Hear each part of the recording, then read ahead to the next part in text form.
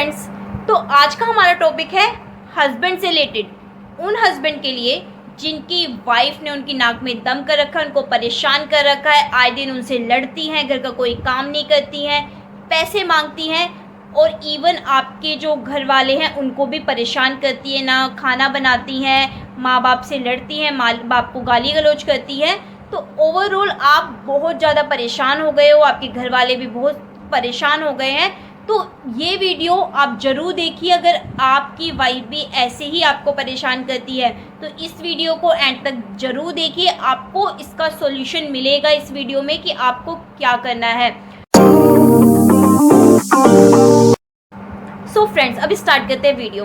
तो सबसे पहले स्टेप हमें क्या लेना है? सबसे पहले स्टेप जो है हमें बातचीत का स्टेप लेना है, और वो भी बातचीत का कैसे स्टेप लेना है? जो भी मीडिएटर होगा उसको बुलाना है, अपनी फैमिली को रखना है, अपने रिलेटिव को रखना है, जो आपकी वाइफ है उसकी फैमिली को बुलाना है, उनके रिलेटिव को भी बुलाना है, सबको बैठ के एक तरीके का ये फैमिली मीडिएशन हुआ।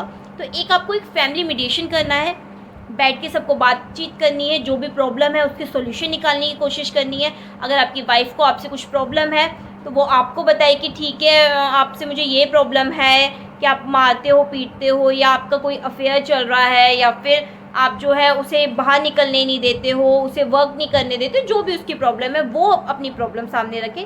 आपकी जो प्रॉब्लम है कि जो भी प्रॉब्लम है, आपसे आपका खाना नहीं बनाती है, या आपसे लड़ाई झगड़ा करती है, या आपकी मम्मी पापा को परेशान करती है, गाली गलौज करती है, तो आप अपनी प्रॉब्लम रख दें सबके सामने। और अगर आप दोनों की प्रॉब्लम का सॉल्यूशन हो जाता है मीडिएशन में, मतलब फैमिली मीडिएशन में, जो आपके सामने मीडिएटर आया होगा जिसने आपकी शादी कराई थी, या जो आपकी फैमिली रिलेटिव्स हैं वाइफ की साइड के भी और आपकी साइड के भी, उन सब के सामने अगर आपका मीडिएशन हो जाता है तो वेल एंड गुड, ये फर्स्ट स्टेप में आपका की प्रॉब्लम सॉल्व हो गई। लेकिन अगर ऐसा नहीं होता है, सॉल्व नहीं होती है प्रॉब्लम, तो दूसरा ऑप्शन क्या है?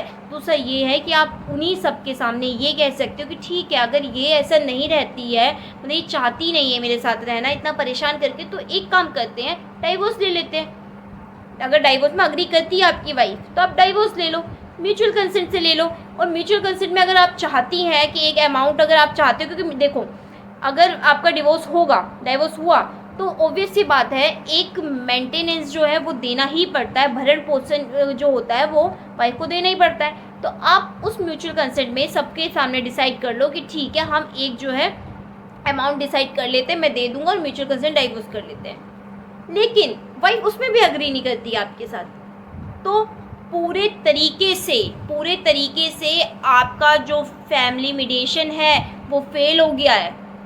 तो अब दूसरा स्टेप क्या करें? वो तो फेल हो गया, और वाइफ अभी भी घर में रह के आपको परेशान कर रही है, बहुत परेशान करती है, वही जो ऐसी पहले थी वैसी हो गई है। अब क्या करें? अब सेकंड स्टेप ये करना है कि आप लोगों को कंप्लेन करनी है। कहाँ कंप्लेन करनी है? पुलिस स्टेशन में कंप्लेन करनी है। अपनी मदर से करवाइए, अपने फादर से करवाइए, जो बड़े बूढ़े मतलब जिनको वो उन्होंने परेशान कर रखा है, गाली गलौज करती है, मार पीटती है, जो भी करती है, जो भी परेशानी है, और जो भी परेशानी आपके साथ है, जो जैसे भी परेशान करती है, वो सब कुछ कंप्लेन में लिख दीजिए, A to Z कंप्लेन में लिख दीजिए, और उस कंप्लेन को जो भी आपका पुलिस स्टेशन पड़ता है वहाँ पे जाके दे दीजिए, और उस पर एक्शन लिया जाएगा। और जब एक्शन लिया जाएगा, आपकी वाइफ से बोला जाएगा, उन्हें नोटिस भी जाएगा कि आप क्यों ऐसा करते हो, तो ये जो एक है ये आपका एक फेवर हो जाएगा। लेकिन अगर आपकी वाइफ जैसे ही आपने कंप्लेन करी उसके बाद वो CW सेल में कंप्लेन कर देती है, डोमेस्टिक वायलेंस की कंप्लेन कर देती है, या फिर डाउरी डिमांड की कंप्लेन कर देती है कि ये तो मुझसे डाउरी मांगते हैं, अगर ये कंप्लेन कर देती है, तब आपको डरना नहीं है, बिल्कुल भी नहीं डरना है।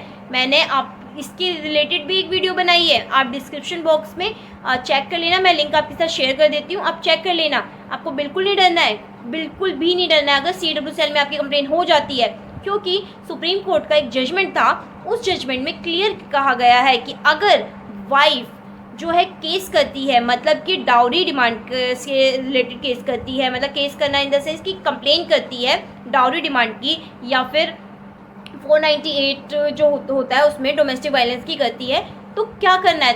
तब जो है एकदम से FIR नहीं होगी, FIR और गिरफ्तारी नहीं होगी। सबसे पहले क्या होगा? सबसे पहले मीडिएशन होगा, काउंसलिंग की जाएगी हस्बैंड की वाइफ की, इसीलिए CAW सेल बनाया गया। CAW सेल का काम ही है मीडिएशन करना, काउंसलिंग करना, समझौता करवाना आपसी सहमति से। इसलिए सबसे पहले जो है कंप्लेंट CAW सेल जाती है। तो जैसे CAW सेल का आपके पास नोटिस आएगा तो बिल्कुल नहीं घबराएं, वो एक तरीके का मीडिएशन है।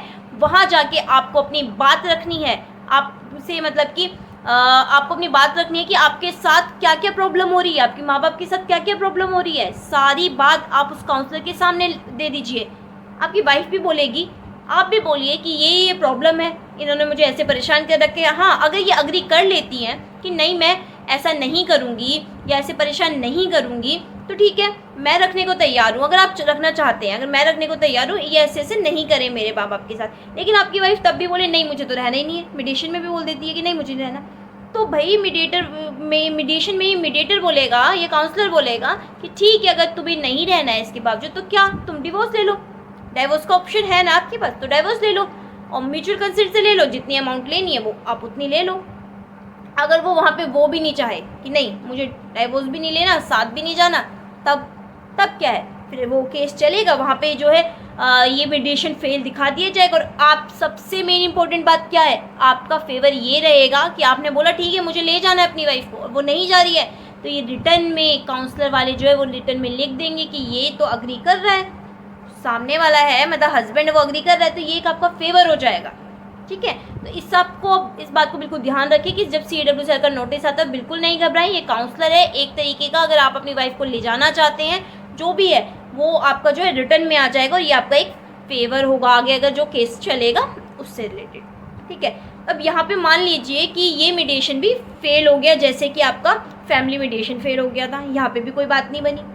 ठीक है, अब क्या होगा, अब ये जो कंप्लेन है ये जो है वो जाएगी थाने। ठीक है, इसके बाद कंप्लेन चली गई। अब जब पुलिस के पास भी कंप्लेन चली जाती है तो पुलिस के पास पावर नहीं है एकदम से आपको अरेस्ट करने की, सबसे पहले उसे इन्वेस्टिगेशन करना है कि सच में इस लेडी के साथ ऐसा हुआ है या नहीं हुआ, ये झूठे एलिगेशन तो नहीं लगा रही है। तो सुप्रीम कोर्ट की जजमेंट है, इसलिए वो अरेस्ट नहीं कर सकती आपको। इसमें आपको क्या करना है, आपको जब भी पुलिस वाले बुलाएं, जब भी आपको नोटिस दे कि आपको आइए, आप पूरे उसमें आपको जाना है, आपको पूरे इन्वेस्टिगेशन में पूरा सपोर्ट करना है। और जब अगर आप सपोर्ट करोगे तो वो आपको अरेस्ट नहीं करेगी। अगर आपने कुछ नहीं किया है, अगर आप कहते हो कि आपने नहीं किया है कुछ, आप बिल्कुल साफ हो, मतलब आपके ऊपर फेक एलिगेशन लगाए जा रहे हैं, तो पुलिस आपको बिल्कुल अरेस्ट नहीं करेगी, नहीं होगा। और आपको क्या करना है, बस जो पुलिस बोलेगी मतलब आना है, जब भी आपको इन्वेस्टिगेशन में सपोर्ट करना है आप जाइए, जब भी वो आपको बुलाती है आप जाइए, सपोर्ट कीजिए। और फिर जो है उसके बाद क्या होगा कि जो केस है वो चला जाएगा जज के पास, चल जाएगा, तो फिर वो चार्जशीट फाइल होगी और आगे की फिर प्रोसीडिंग होगी, वो फिर बात की बात है। तो आपको जो है मैं बताती हूँ, आपको बेल ले लेनी है, जैसे चार्जशीट फाइल होगी उसके बाद आपको बेल ले लेनी है और इजीली आपको बेल मिल भी जाएगी। अगर आप जो है आप पे फेक एलिगेशन लगाए गए हैं तो आपको बिल्कुल नहीं डरना है, आप बिल्कुल फ्री हैं, मतलब आप बिल्कुल टेंशन फ्री हो जाइए।